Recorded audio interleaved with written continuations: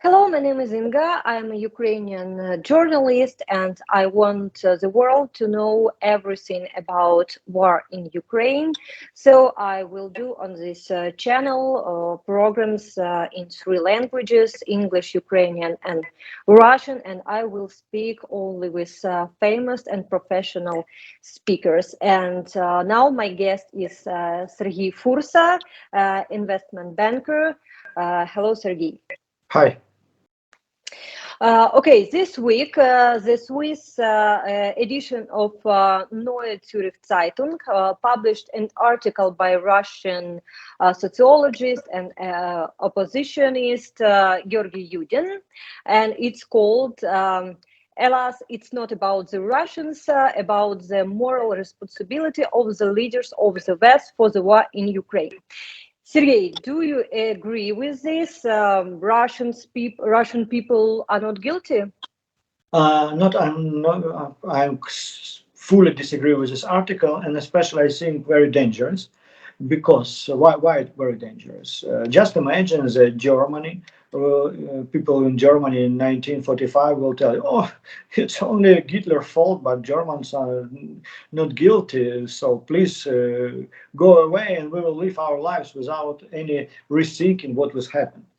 What will be next? Next, another Nazi country will be on the place where Germany is. The same situation with Russians. If you are from Washington or London, yes, you can speculate on this topic. Is British government, as a U.S. government, did enough to stop the Putin, for instance? But if you're from Russia, you should expect this responsibility of people from Russia, and do not talk about somebody else except of people of Russia. Why? Because Putin, it's not an illness, it's symptom. If you will tell that, okay, we will cope only with symptoms, but forget about the illness, another Putin will come back in 20, 40, 30 years, another big war will happen. Because Putin, it's not just a simple person who live in a vacuum. No, he represents what Russians thinks, he represents what Russian wants. And what we see on the sociology now in Russia, 70% support for this war. So it's unbelievable level, and you can live with thought that it's only propaganda. No, it's not a propaganda. So Russians should reflect it, should understand why it happens from time to time in their country, why this country could live only as empire who want to attack their neighbors. And only after that we could talk if Ukraine did something wrong or not, if West did something wrong or not. There is only one person who. There is not only one person. Yes, the war is happened because Russian people let Putin to let them. Yes, Russian oligarchs could bring their money to the West, like every oligarch from all over the world. How the system works. But Chinese didn't start the war with India. India didn't start war with Pakistan, etc., etc., etc. It's not the reason why if you can't put your money to some London bank, it's not the reason why you should start the war. So every Russians are guilty if he now stays in Russia.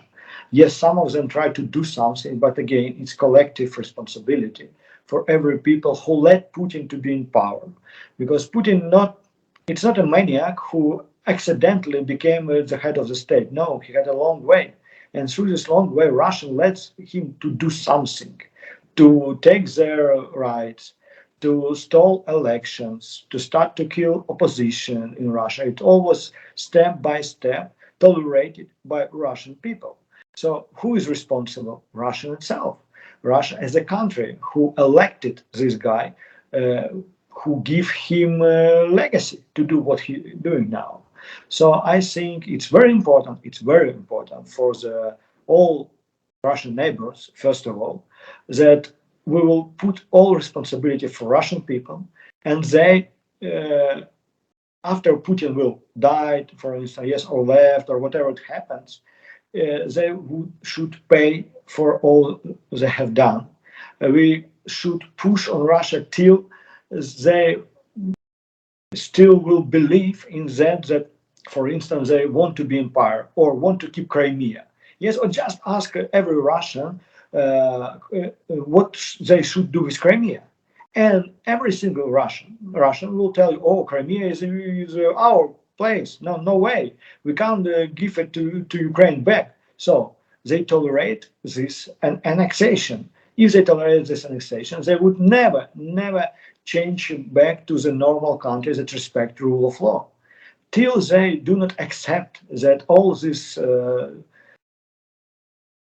things that Putin were done from the head of the state, from like a leader Russian, till they will be very dangerous for neighbors, because in 20, 30 years, okay, we can if some liberal will be in charge of the Russia. Just imagine it, like Navalny came from the prison and became a president of Russia. But you and I do understand that Navalny would never give Crimea back without any war. Yes, so can we think that it's like a liberal state? No, it's against the same empire.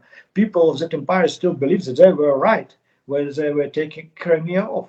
So maybe they were right when they started the war. And it gives them opportunity to start war again and again and again. So I think this article, sorry for this many words, but I think this article is very dangerous because it could be a precedent that after Putin dies, Russia wouldn't learn this lesson, and we all will meet another angry Russian empire in 30 or 40 years. Personally, me, yes, I several times heard from ordinary European people that war is too expensive, and that Ukrainians pay with their lives and Europeans pay with their money. So Ukraine should surrender. We here in Ukraine, we understand that if we surrender, we all will be killed. Our nation will be killed. It will be a genocide because it's just what genocide. It's just what Russian wants. This is their goal. And what would happen to Europe and to United States if Ukraine surrender? How their life would change? The truth is, yes, that war is always very expensive stuff.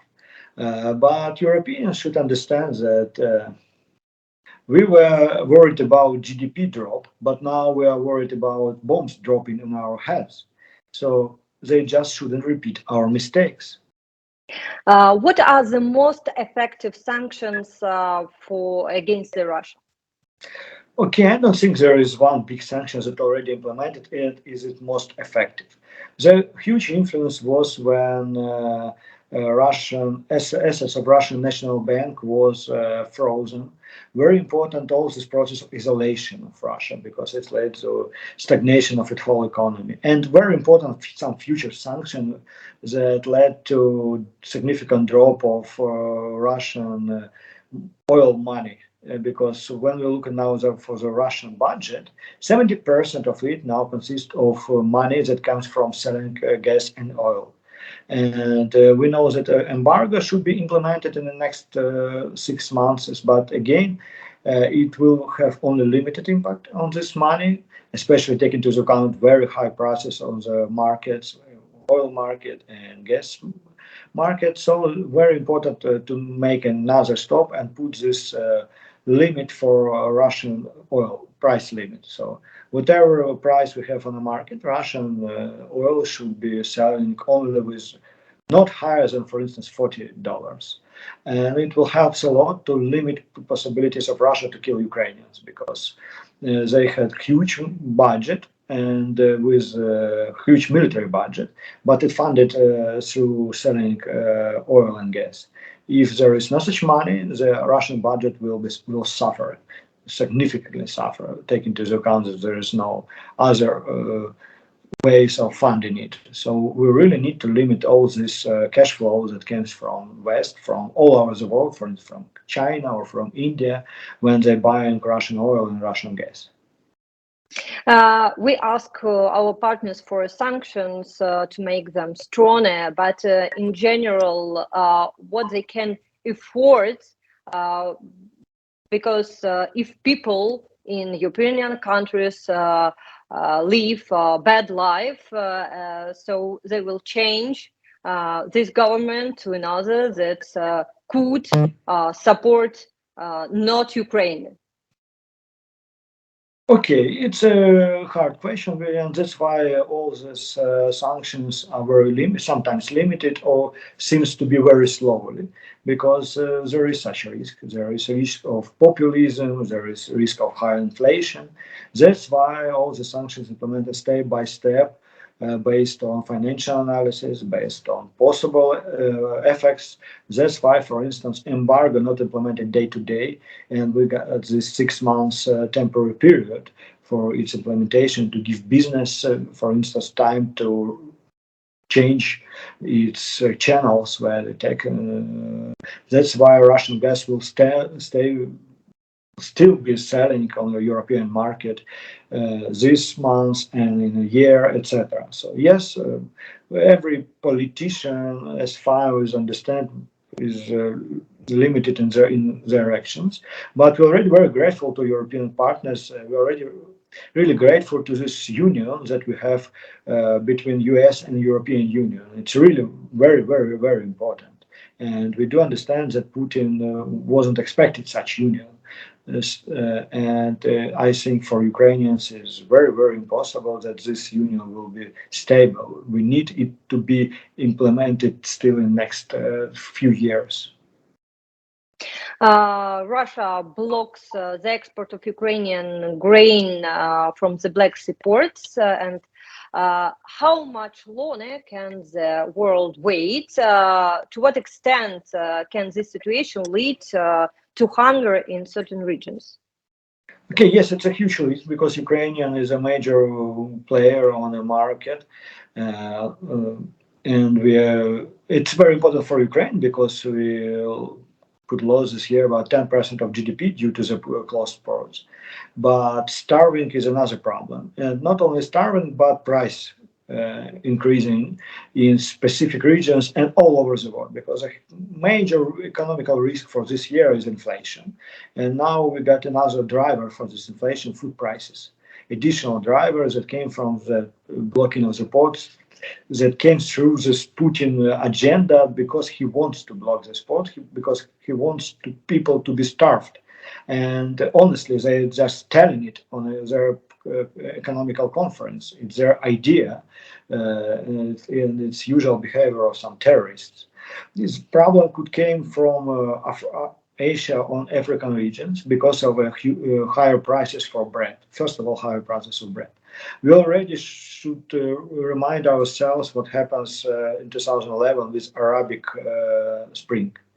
It came after bad year on the south part of our planet with bad harvest, and that led to price increase of bread. Price increase of bread led to social destabilization, led to a lot of wars and revolutions, and to migrant crisis in Europe.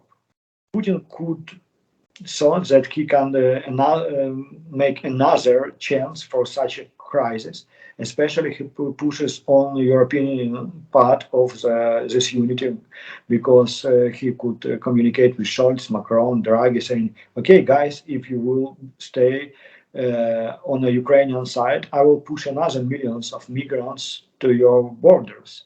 That's his ideas. So risk huge. We'll see how it happens.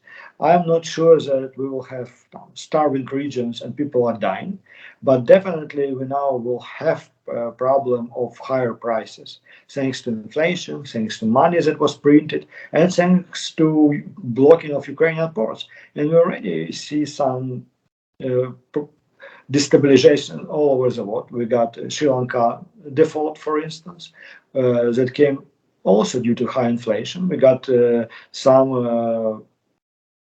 protests, not really understandable in Ukraine, but some people protest in Uzbekistan, for instance. And it always has its social base. And social base almost have economical reasons. And these economical reasons this year will be high food prices, especially high bread prices. Now Russia is stealing Ukrainian grain that was on occupied territories, and how it will be in Ukraine if the food crisis could come to our country. There is a possible food crisis come to our country because most of the Ukrainian territory, most of Ukrainian harvest from last year or this year are already in our elevators. So for Ukraine, it's not a problem that there is not enough food. In Ukraine now, for Ukrainian economy and Ukrainian farmers, is another problem: too much food. You can't find free spaces in elevators, and the prices are significantly gone down on domestic market because there is too much food, too much corn, too much wheat, etc., etc. So there is no food crisis in terms of starving in Ukraine. Only what problem could we see? It's high inflation, and already it's about 18%. Maybe till the year end we'll see 2025 inflation rate. It's a problem, especially taking into account that a lot of people lost their job due to the war, and a lot of people now not get as much money as they used to get.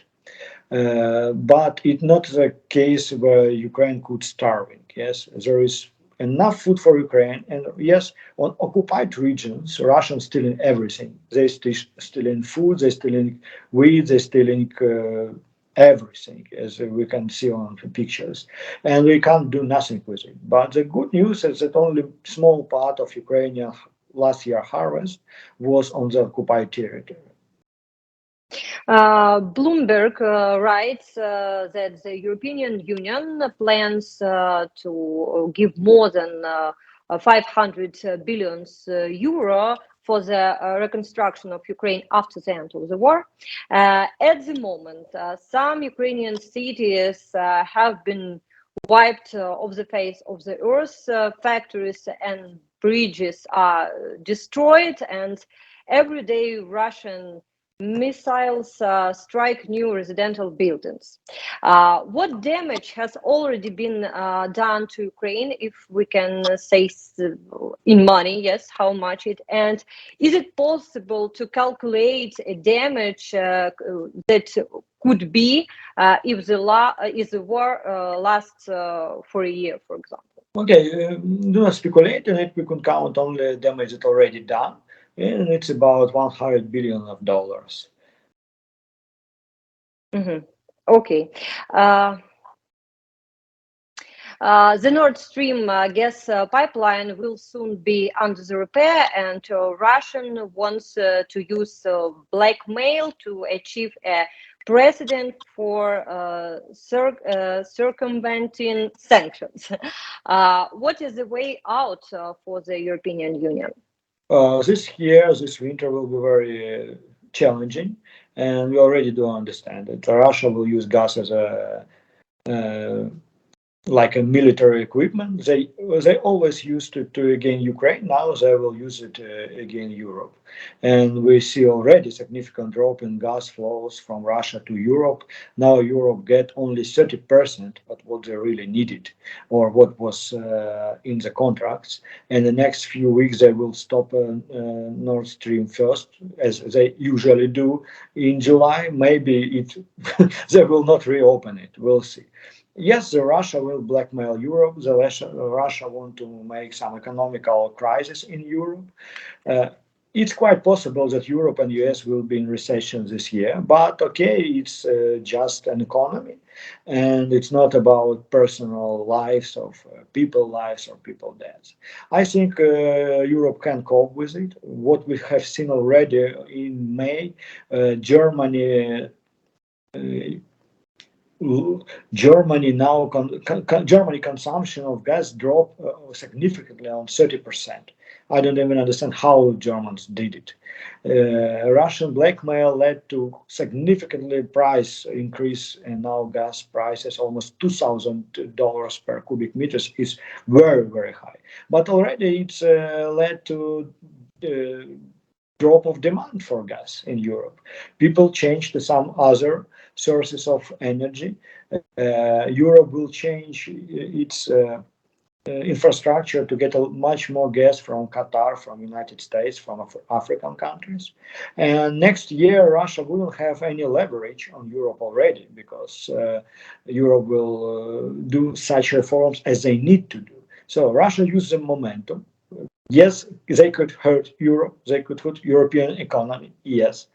But on the big scale of things, only one country who will lose it, Russia, because Europe next year will reorient it on other sources of gas, will change their energy policy and will change just energy market. And Russia will lose just the biggest market for their gas. So Gazprom could only sell gas in 2 or 3 years only on domestic market and something to China for really small prices.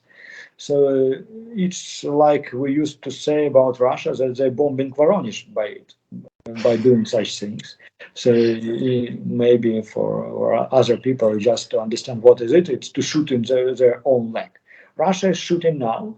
Yes, they make some problems for Europe, but it's only temporary problems.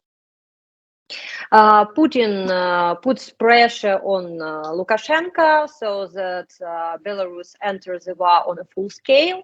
To what extent is Belarus economically depends on Russia?